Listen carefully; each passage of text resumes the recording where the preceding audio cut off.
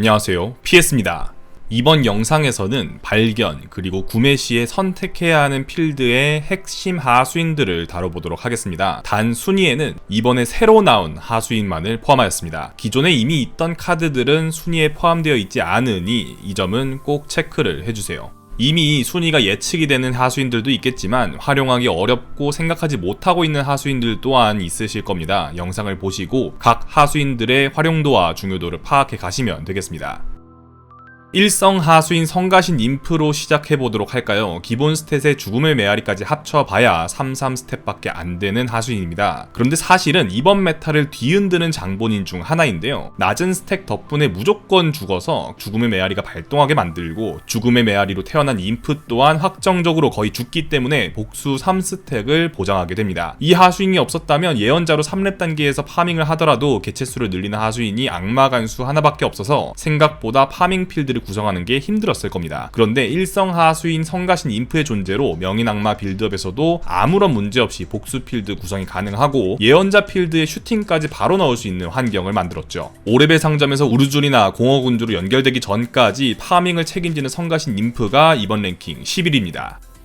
순위권에 있을 줄 몰랐던 의외의 하수인일 텐데요. 조합되어야 가능한 다른 용들이 아니라 전투 카운터로 강력한 프레스털 화염혈족을 10위로 뽑았습니다. 기계의 천상의 보호막, 포자, 환생으로 태어난 야수까지 다양한 필드의 저격 하수인으로서 용족의 핵심 하수인으로 떠올랐습니다. 빠르게 나올 경우 3뎀이 굉장히 쏠쏠하게 작용하기 때문에 장점이 있으며 후반 한타로 갈수록 중요도가 점점 높아지기 때문에 현재 필드가 용족 필드라면 거르지 않고 넣으시는 걸 추천드립니다.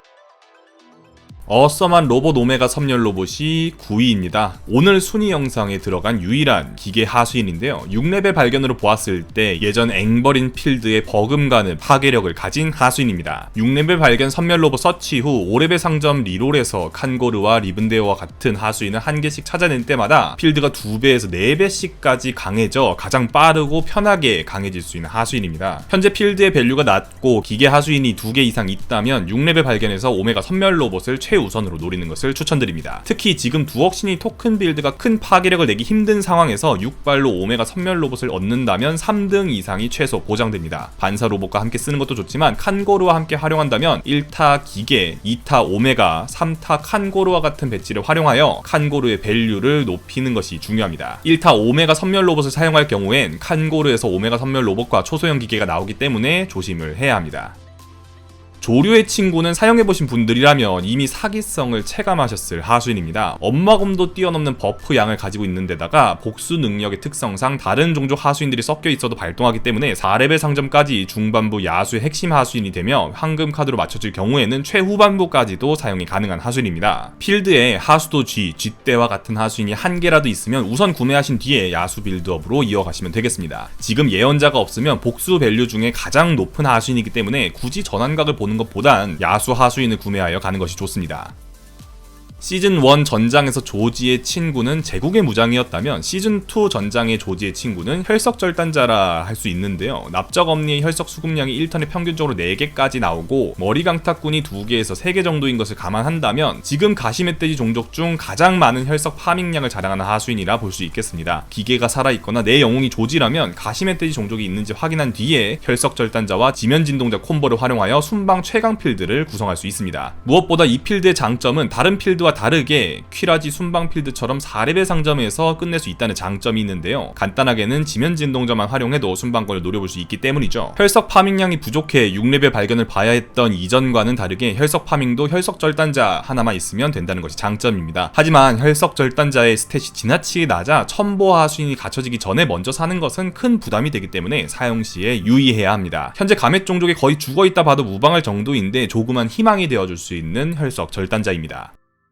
독성 지느러미 멀록 덱의 키 하수인 중에 하나였던 독성 지느러미 멀록이 삭제된 뒤에 5레벨 상점에 추가된 하수인입니다. 패치 초기 전투의 함성으로 바로 부여되던 형태에서 복수의 형태로 바뀐 것이 너프라 평가했던 사람들이 많았는데요. 현재 평가는 사기 하수인 중에 하나로 분류하는 것이 맞을 것 같습니다. 복수를 3번 봐야 된다는 것은 풀필드를 기준으로 독성을 2번까지도 바를 수 있다는 것이고, 공허군주와 같은 중매 하수인을 활용한다면 하수인 1개로 독성을 3번 이상도 부여 부여할 수 있습니다. 무엇보다 장점 중 하나는 자기 자신에게도 독성 부여가 가능하다는 것입니다. 악마 종족이 떠오르면서 이를 카운터치기 위해 상점에 암살 지느러미가 나오면 우선 구매한 뒤에 필드에 멀록 하수인을 한 개씩 늘리며 독성 하수인을 늘리는 운영이 늘어나고 있습니다. 야수나 악마 종족 운영을 하는 경우에도 상대 필드를 확인한 뒤에 한 개를 넣거나 흉합체 적응을 보고 독성이 빠져 있다면 이를 기용하여 독성을 바른 뒤에 다시 파는 식으로도 이용이 가능합니다. 지금까지는 악마 운영을 하시면서 암살 지느러미를 무시하는 경우도 많으셨겠지만 상대의 우르주를 생각하며 한 개씩 채용해 보시면 후반부 싸움의 승률을 올릴 수 있을 겁니다.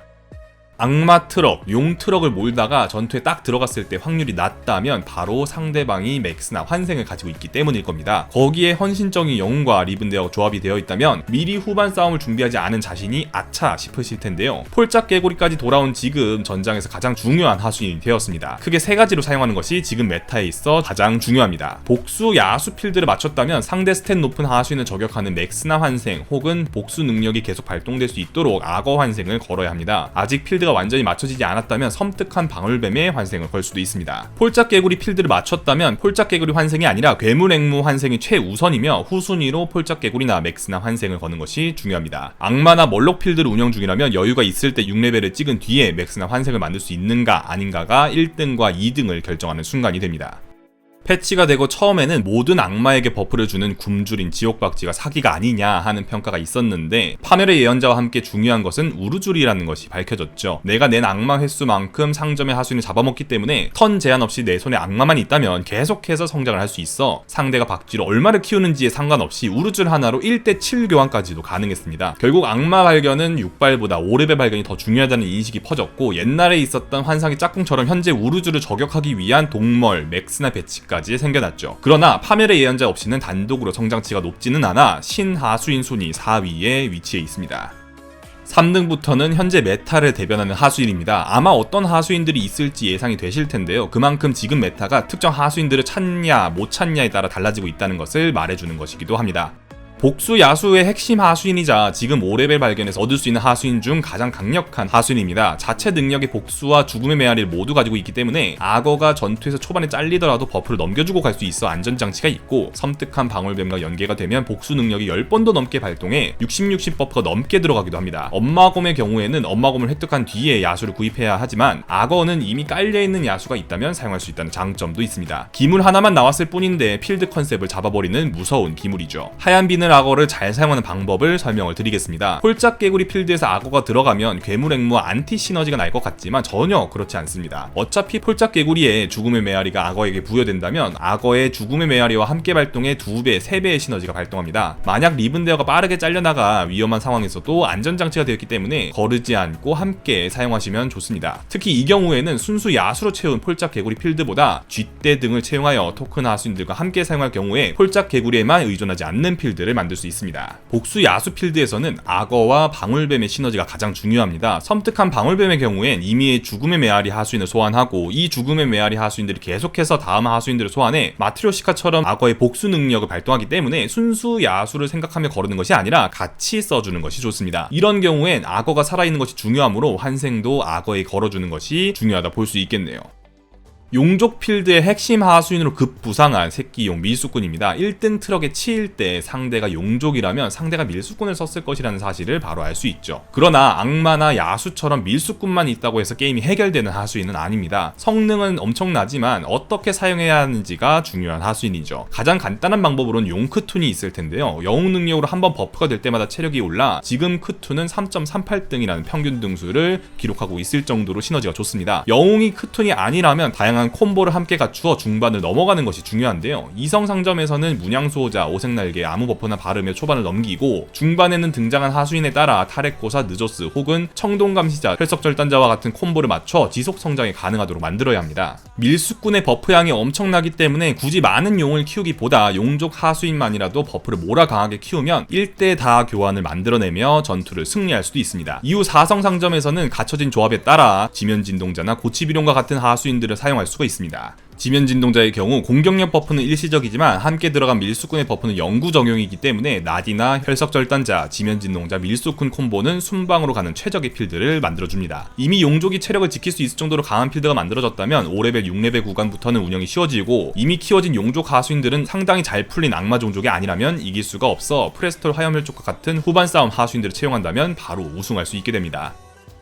이제 1위를 소개할 차례인데요. 아마 언급하지 않아도 무엇이 1등 하수인인지 아실 수 있으실 겁니다. 이 하수인을 뽑냐 마냐로 게임이 끝나버리는 그런 하수인이죠. 5레벨 신령시대를 뛰어넘는 파괴력을 가진 성급한 파멸의 예언자가 1위입니다. 전투 중 3개의 하수인이 죽을 때마다 악마 하수인을 가져오는 효과를 가지고 있습니다. 성급한 파멸의 예언자 효과 자체는 의외로 많은 파밍을 사실은 가져오지 못할 수도 있습니다. 4레벨 복수 정령인 눈부신 빛의 정령과 비교해보면 알 수 있는데요. 정령으로 모두 필드를 맞춘 상태에서 눈부신 빛의 정령은 전투당 1스택 또는 2스택 정도 쌓는 것이 전부입니다. 그렇다면 동일한 필드에서 파멸의 예언자를 사용한다면 악마 1개 정도를 가져오는 데서 그치겠죠. 그런데 이 하수인을 사기적으로 만드는 것은 악마 종족 하수인들의 특성입니다. 잠시 악마 종족 하수인들을 살펴볼까요? 충동적인 마기를 제외한 모든 카드가 성장 하수인이거나 혹은 죽음의 메아리로 하수인을 소환하는 카드입니다. 특히 이 중 악마 간수, 고리조련사, 공허군주는 자체 도발까지 걸려있어 파멸의 예언자를 지키며 확정적인 능력 발동을 만들어냅니다. 이 결과 상점에서 아무것도 사지 않아도 이미 4개에서 5파밍까지도 가능한 필드를 예언자 자체가 만들어내고 이 파밍의 결과로 황금 카드 또는 악마 성장이 이루어져 게임이 터져버리는 것이죠. 악마 종족 하수인들의 개편이 이루어지지 않는다면 예언자 자체의 너프가 이루어지더라도 계속해서 사기적인 위치를 가지게 될 것이 예상되는 이유입니다. 따라서 어떤 필드를 맞추더라도 우선 일단 예언자는 구입한 뒤에 얻어진 하수인들을 추가적인 골드로 사용하거나 다시 파밍 필드를 맞추는 데 사용하여 후반을 대비하는 것이 지금은 가장 좋은 플랜이라 볼 수 있겠네요.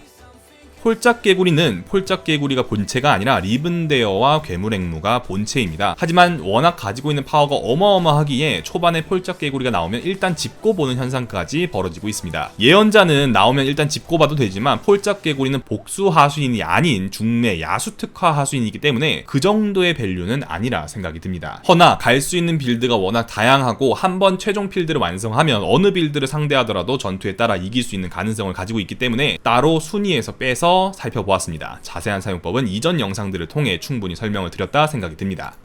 오늘은 새로 나온 하수인 중 핵심 하수인은 무엇인지 짚어보았습니다. 이전의 기계, 가멧, 멀록, 정령, 해적의 근황에 대해서도 짚어드린다 하였었죠. 물론 각 종족마다 로망은 있습니다. 하지만 로망 실현과 점수 상승은 그리 친하지 않은 관계입니다. 기계는 오늘 소개된 오메가 로봇을 빠르게 활용하는 게 아니라면 3등 이상 바라보기 쉽지 않습니다. 멀록은 플러그에 한해선 확실히 운영법이 존재합니다. 이는 전체적인 메타를 다 짚고 난 뒤에 플러그 운영법을 따로 소개해드리도록 하겠습니다. 그 외의 경우엔 정말 상점에서 점지해주는 게 아니라면 저격용으로만 고려하게 됩니다. 가멧은 초반 빠르게 6발을 하여 혈석 수급책인 엄니를 찾거나 더 빠르게 5발을 하여 빗송을 갖추고 기본 체급을 올리면서 쏜커스덱으로 가는 경우엔 여전히 힘이 남아있긴 하지만 이전 시즌에 완성하는 타이밍보다 훨씬 더 빨라야 합니다. 그리고 오늘 소개드린 혈석 절단자 기반의 2등에서 4등 정도를 노리는 빌드가 유효합니다. 해적은 6발 이후 베조디아로 비비는 경우가 역시나 선택지로 남아있습니다만 그 외의 가능성은 매우 낮습니다. 블리자드의 악사모는 있지만 해사모는 없는 게 아닐까 싶네요. 마지막으로 정령은 업속도를 굉장히 빠르게 가져가야 운영이 가능합니다. 예전엔 6턴이면 노미를 사서 운영하고 7턴이면 거른다 이 정도의 느낌이었다면 이젠 6턴 노미도 간당간당 하겠다라는 느낌이 옵니다. 새로 나온 하수인 눈부신 빛의 정령이 오늘 랭킹에서 빠진 이유는 이 친구를 뽑았다 해서 바로 덱 컨셉이 잡히는 것도 아니고 복수 하수인을 이후 구성하여 공장을 차려도 다시 정령 하수인들로 세팅하는 데 비용이 들어가며 어느 정도 세팅을 마치면 성장 속도가 다시 떨어집니다. 결국 5턴에 노미를 뽑고 정령을 돌리다가 빛의 정령을 중간에 넣고 가속하는 용도로 보는 게 가장 맞지 않나 생각이 들기 때문에 오늘 순위에선 제외되었습니다. 그리고 이것이 현 정령의 현실입니다. 이렇게 다른 종족들의 근황까지 짚어드리며 오늘 영상을 마치겠습니다. 감사합니다.